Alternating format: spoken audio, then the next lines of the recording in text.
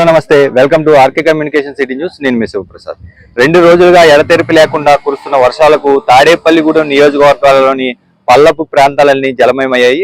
ఇప్పటికే ప్రమాద స్థాయికి మించి ఎర్రకాలువ ప్రవహిస్తుండటంతో తాడేపల్లిగూడెం రూరల్ మండలం వీరంపాలెం నుంచి అలా జగన్నాథపురం మాధవరం కూడా పూర్తిగా నీట మునిగిన పరిస్థితి.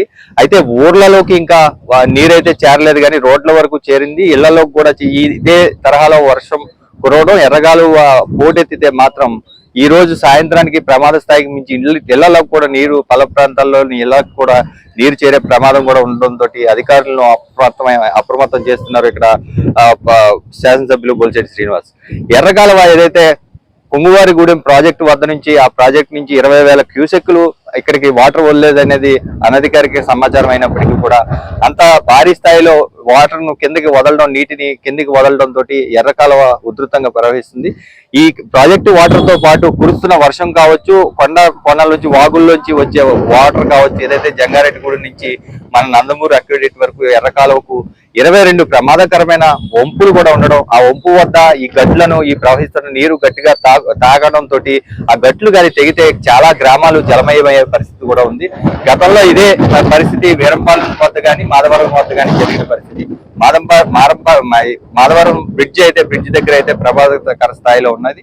అయితే ఈ ప్రాంతాలను స్థానిక శాసనసభ్యులు బొలిశెట్టి శ్రీనివాస్, అలాగే తెలుగుదేశం నాయకులు వలవల బాబ్జీ, ఈతకోట తాతాజీతో పాటు ప్రతిపక్ష నాయకుడు వడ్డీ రఘురాం నాయుడు కూడా సందర్శించి ఇక్కడ అధికారులను అప్రమత్తం చేస్తున్న పరిస్థితిని అయితే మనం చూస్తూనే ఉన్నాం. అయితే వెంటనే ఈ ఆదేశాల మేరకు ఇప్పటికే బొలిశెట్టి శ్రీనివాస్ అన్ని శాఖల అధికారులతోటి మాట్లాడి ఎవరు సెలవులు లాంటివి పెట్టొద్దు, ఆ ఎలక్ట్రికల్ డిపార్ట్మెంట్ కావచ్చు, వ్యవసాయ శాఖ కావచ్చు, అలాగే రెవెన్యూ, ఇదే ప్రమాద నివారణ ఏదైతే అందరినీ కూడా అప్రమత్తం చేసి ఎటువంటి సెలవులు పెట్టకుండా మొత్తం అందరిలోనూ ప్రజాసేవలోనే అంకితం కావాలని కూడా ఆయన చెప్పడం జరిగింది.